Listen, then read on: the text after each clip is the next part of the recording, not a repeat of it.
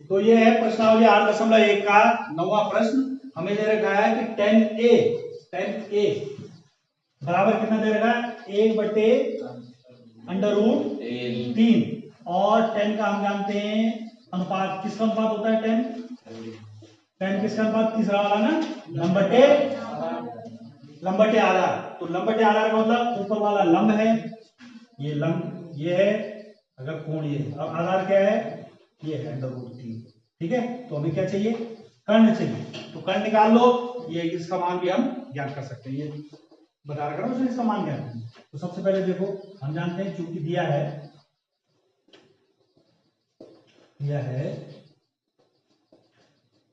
10a बराबर 1/√3, यानी कि लंब कितना दे रखा बेटा 1 और आधार कितना दे रखा √3। इसलिए पाइथागोरस प्रमेय से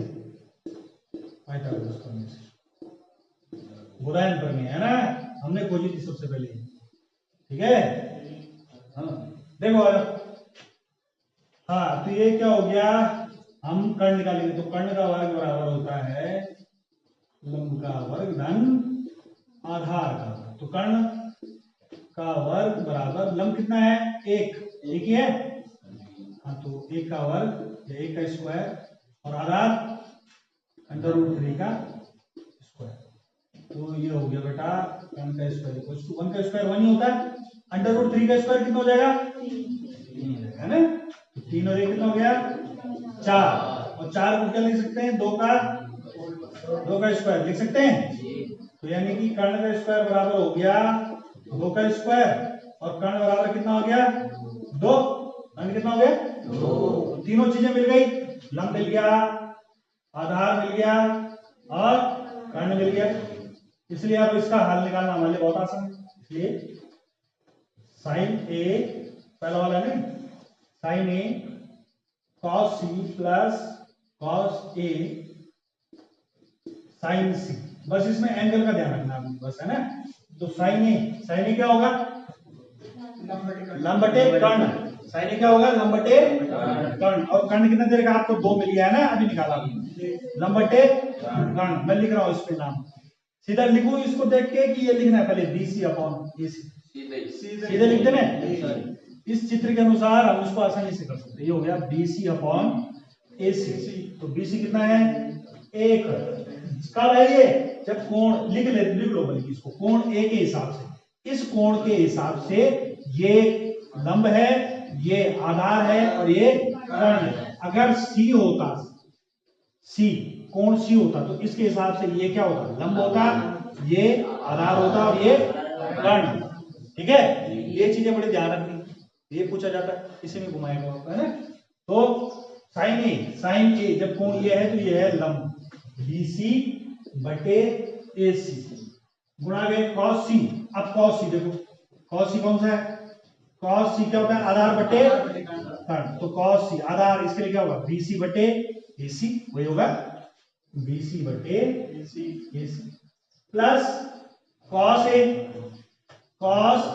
एंगल ये वाला है, cos क्या होता है आधार बटे कर्ण, इसके लिए आधार क्या है AB/AC, cos क्या है AB/AC गुणा sin C है एंगल, तो C के हिसाब से साइन होता है लंब बटे कर्ण, यानी कि लंब क्या होगा इसके सामने वाला AB/AC।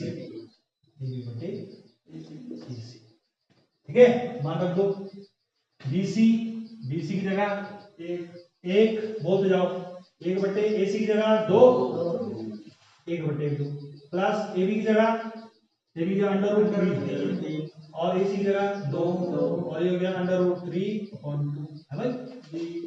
और इसका मान हो जाएगा, देखो करो गुणा में कैसे होती है, न्यूमरेटर के न्यूमरेटर में, डिनोमिनेटर की वैसे इसमें भी हो गया ना, अंश की अंश में और हर की हर में होती है गुणा। तो 1 की कम को 1 और 2 दूना 4। अभिषेक समझ में आए पीछे आगे। हाँ अब देखो √3 के √3 में गुणा होगी कितना आ जाएगा 3 आ जाएगा है ना, कितना आ जाएगा 3 और 2 दूना 4। करो इसको सरल, ये हो गया बटा, जब हर समान है इनका हर समान है ना, एक और 3 कितना हो गया? 3 और 1 4, तो 4/4 यानी कि कितना आ गया? 1। कितना आ गया? 1। ये क्या है? आंसर है पहले वाले का, फर्स्ट वाले का। इसी तरीके से दूसरा वाला भी कर देना। दूसरा क्या निकालना है?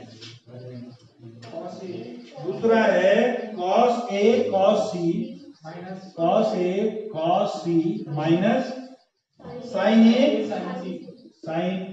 sin C। ठीक है, अब ये आपने सब निकालेंगे, सब निकालेंगे। देखो cos C क्या है? cos A क्या है? AB बटे AC, ये तो है।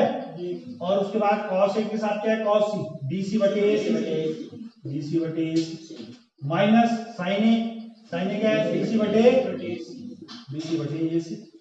और ये क्या है? sin C क्या है? AB बटे AC। ये बॉक्स में अंतर कर दिया इसको, है ना? हाँ, AB बटे AC। अब बताओ बेटा, AB कितना है? AB बटे AC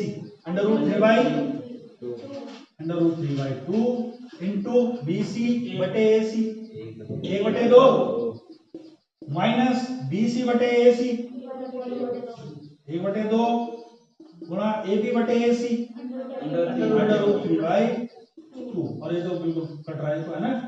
देखो ये क्या हो गया? √3 कम को ये ऐसे अंडर ऐसे बिहेव करता है जैसे ये क्या है? वेरिएबल है ना? जैसे x है, जैसे y, इसकी इसमें मल्टीप्लाई करेंगे तो 1/√x आ जाएगा। 1 लिखते नहीं है ऐसा, ठीक है? लिखते नहीं है, ये √2 2 दूना कितना हो गया? 4 माइनस ये क्या गया? √3 अपॉन 4, है ना? अब लासा 4 ही है, √3 में से √3 गया, कितना बच गया? 0/4 यानी कि 0। अरे 0 के बटे में कुछ भी हो, 0 में किसी भी संख्या की भाग दो क्या आ जाता है? 0 में किसी भी संख्या गुणा कर दे तो 0 सिवाय 0 के, हैं? 0 को छोड़ के किसी भी संख्या गुणा करो तो क्या बन जाएगा? 0। आंसर